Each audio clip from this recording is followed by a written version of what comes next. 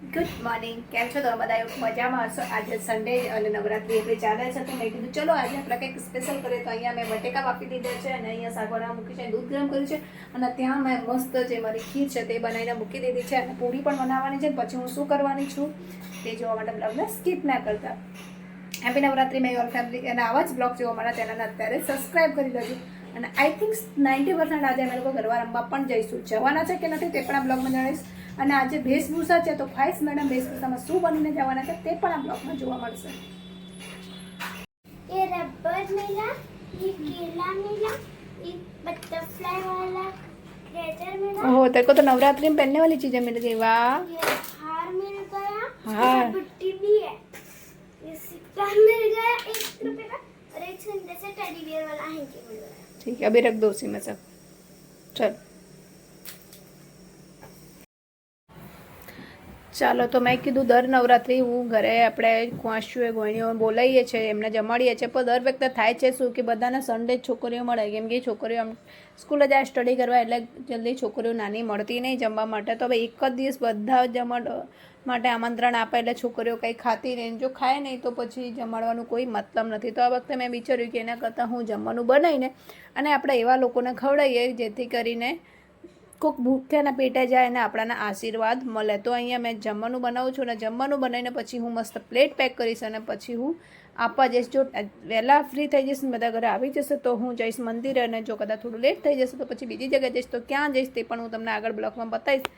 તો જમવાનું ઓલમોસ્ટ મારું બધું રેડી થઈ ગયું છે ને અહીંયા હું જમવાનું પેક કરું છું. ફાઈસ મારી હેલ્પ કરાવે છે. જમવામાં છે અહીંયા બટેકાનો શાક અને ખીર, પૂરી અને બટેકાની સૂકી ભાજી અને ભૂંગળા. અને આવી રીતે હું અહીંયા મસ્ત પેક કરું છું, કેમ કે પેક કરવાથી શું થશે કે એમના જોડે પણ આવી રીતે મસ્ત જમવાનું પહોંચી જશે, જેથી કરીને શાંતિથી મસ્ત પેટ ભરીને જમી શકશે. અને આ બધું જમવાનું મિક્સ પણ નહીં થાય અને આપણે જ્યાં આપ્યું હશે માણસ ત્યાં બેસીને જમી લેશે. પેલું કહેવાય છે કે સૌથી મોટું કોઈ પુણ્ય છે તો એ જ છે કે તમે કોઈના ફેસ ઉપર સ્માઇલ લાવી શકો ને કોઈનું પેટ ભરી શકો, કેમ કે ભૂખ્યાના જમવાનું આપો એ સૌથી મોટું પુણ્ય કહેવાય છે. અને એ પણ તમે ઘરે જાતે બનાવીને આપો તો અનાજનું દાન એટલે સૌ શ્રેષ્ઠ દાન કહેવાય છે. તો જમવાનું મેં બનાવી લીધું ને પેક કરીને હું નીકળી પડી છું અહીંયા આપવા.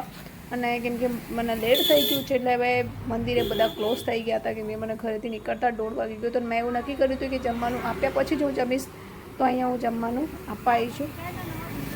પર કહીએ કે મહાદેવે જેના નસીબમાં આપણે અનાજ લખ્યું હોય કે આ દાના એના નસીબમાં જશે. પેલું કહેવાય છે ને કે ખાને વાલે કા દાને દાને પર નામ लिखा होता है, तो वैसा हुआ मेरे साथ. तो मैं जहाँ जाने वाली थी वहाँ तो नहीं पर पहुँच गया और मैं खाना खाने हालो. તો આજે વરસાદ આપણા સારું એવું છે એટલે વરસાદના લીધે ગરબાનો તો કોઈ પ્રોગ્રામ છે નહીં, પણ મેં કીધું ચલો આપણે પૂજા કરી લઈએ. તો પૂજા કરવા માટે હું મસ્ત નાહવા જાઉં છું, નાહીને રેડી થઈને આવું છું.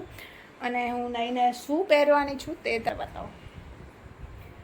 આ મસ્ત મેં અહીંયા બધું કાઢી રાખ્યું. આપણે મસ્ત રેડી થઈને પૂજા કરીએ પછી લાઈવમાં મળીએ, કેમ કે આજે સન્ડે છે. એકચ્યુઅલી આપણે મેમ્બરશિપ લાઈવ કરીએ છીએ આમ સન્ડે સ્પેશિયલ લાઈવ, ત્યારે હું સાડી વેર કરું છું, ટ્રેડિશનલ લુકમાં આવું છું. પર અત્યારે નવરાત્રી ચાલે છે તો મેં કીધું આપણે પબ્લિક લાઈવમાં પણ સેમ જ લુક રાખીએ. નવરાત્રી પૂરી થશે પછી આપણે ઓનલી સન્ડે મેમ્બરશિપ લાઈવમાં સાડી વેર કરીશું. અંબે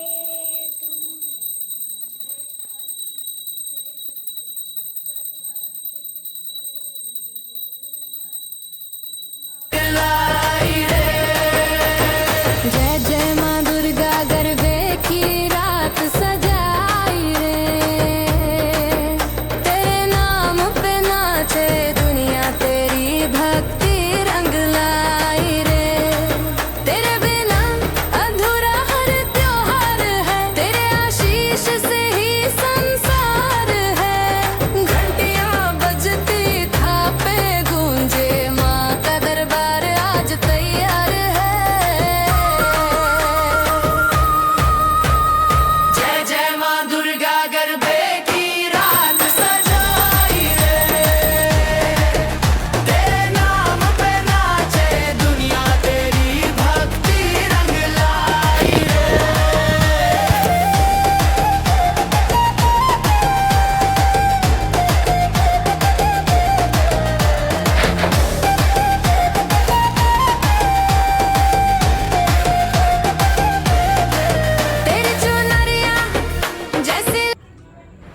તમે લોકો દર વખતે પૂછો છો કે મેમ્બરશિપ લાઈવમાં દીદી તમે શું કરો છો, તો મેમ્બરશિપ લાઈવમાં હું આવી રીતે સાડી વેર કરીને ટ્રેડિશનલ લુકમાં આવું છું. જો તમારા લોકોને પણ મારા મેમ્બરશિપ લાઈવમાં આવવું હોય તો મેમ્બરશિપ જોઈન કરી લેજો. અને મેમ્બરશિપમાં ફાયદા છે કે તમે મેમ્બરશિપમાં હો તો તમે મારા ટોપ ફેનમાં આવી જાઓ છો અને તમે ઇન્સ્ટાગ્રામમાં પણ મારી જોડે ચેટિંગમાં વાત કરી શકો છો.